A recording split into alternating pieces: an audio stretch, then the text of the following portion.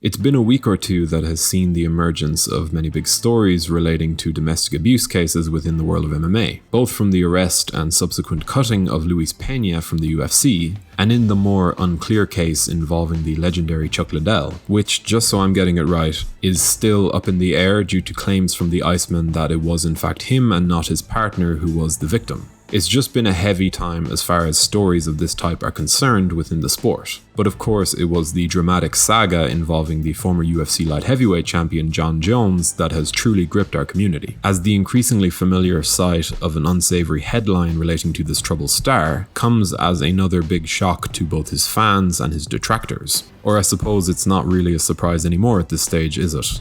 Look, I can only really say so much about this. The details are indeed quite troubling, and you don't need me to tell you what it looks like, or what the most likely truth here is. But if we're going to speak about this in terms of what we know as concrete facts, even then, this is a terrible look for Jon Jones. I love speaking about the fights, the fandom, the narratives that blossom between these elite athletes and how they perform under the weight of expectation and pressure. But the story of Jon Jones has been increasingly removed from that.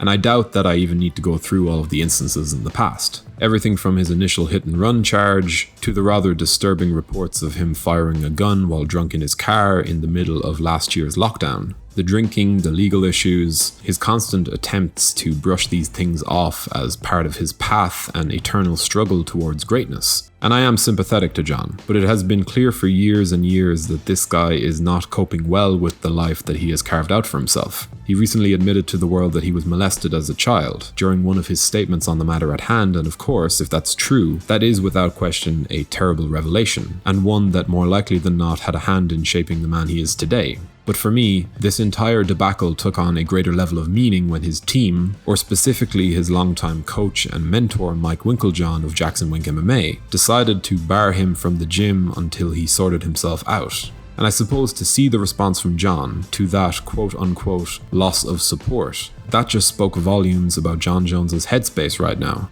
This, if you're not with me, you're actively against me mentality. That line of thinking that would see him peg the coaches that stayed alongside him, the UFC, Dana White, and everyone else who hasn't held him directly accountable as the good guys in this situation. It's like Jon Jones feels that he's entitled to these support systems due to the almighty struggle that lies ahead of him. But when you actually stop and think about it, Mike Winkeljohn seems like the only one of that aforementioned group who actually had the balls to drop the hammer on Jones, to do something that, while initially painful and detrimental to both sides, in terms of future success and of course financial gain, is exactly the type of tough love that this guy needs. And the fact that Jones's immediate response to this was to once again make this about him and what he has lost in terms of support, yeah, it doesn't fill me with confidence. Look, I don't really want to sit here and muse over the details of another man's life, when all I have is the snapshot that is given to me through headlines, social media posts, and the patterns that have developed within the public eye over the last decade or so.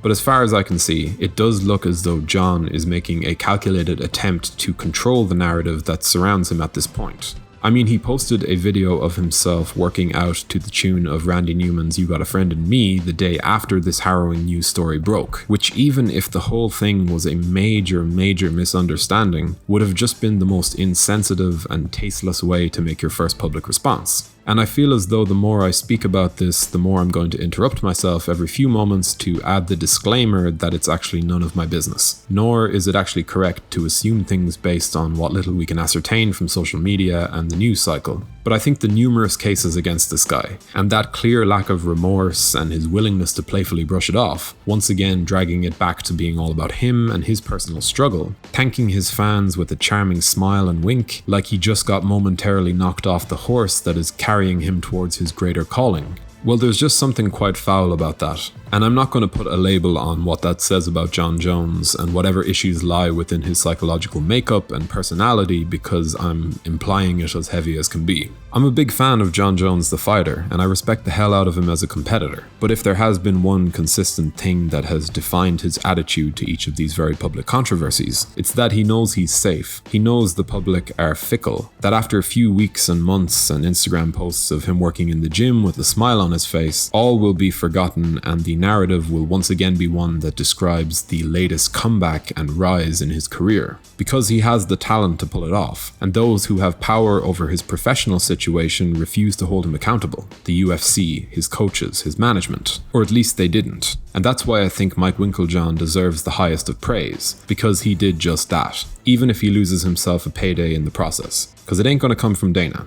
They cut Luis Pena like it was nothing, and when he was questioned about the parallels between Pena's case and Jon Jones, in the most Dana White fashion ever, he said something along the lines of, yeah, it could happen to anyone. And look, I don't expect the UFC president to do anything other than deflect a question like that. He's a businessman first and foremost, and Jon Jones, even through all of this, is an asset in a way that Luis Pena simply is not. But I suppose I'm just very used to seeing this pattern play out. And though it may sound like it's frustrating me to no end, while in some ways that is a bit true, it just says a lot about the integrity of the promotion and the sport when someone this volatile is being enabled to such an extent. Because we've all seen this story play out, both in the world of sport and in the world of celebrity culture as a whole. And I think that the truly disturbing thing here is that those who have the power to really put pressure on this great athlete to make something better of himself are just so fixated on short-term gain that they're almost immobilized from making the move. And there's no real moral to this video. I just kind of find it a bit troubling, and it's hard not to have some level of fear for the future of Jon Jones. But yeah, I don't know how this is going to play out. I can't say for sure that Jon isn't making an effort to sort his life out, that a switch hasn't been flicked and the path ahead of him hasn't become clear. But based on what he has chosen to share with us in the last week or two, it does look unlikely. I would imagine that Jones is probably going to fight again next year, seeing as the UFC don't look set to do anything. And when that happens, he'll continue to charm those who know no better and keep the rest of us worried about where this wild road will take him next. In making a video about this guy, it obviously pushes the content into tricky territory because this is a human being we're speaking about.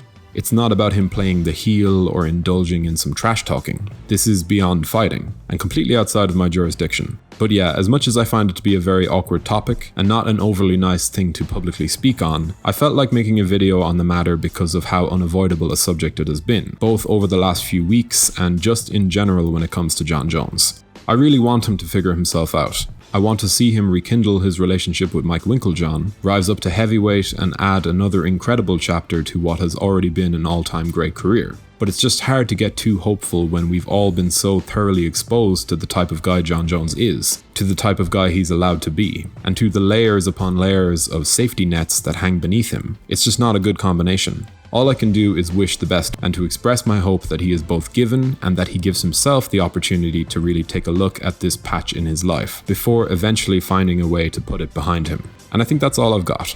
So yeah, I know there's probably a wide range of opinions on this guy, and even on the very nature of how much interest and investment it is fair of us to have in what should have been a very private matter between him and his family. But I suppose that's not the nature of the internet age, so here we are. But leave a comment to keep that algorithm poppin', like the video, and subscribe to the channel if you haven't already so you don't miss out on any of our more cheerful fight-related content. Thank you for watching.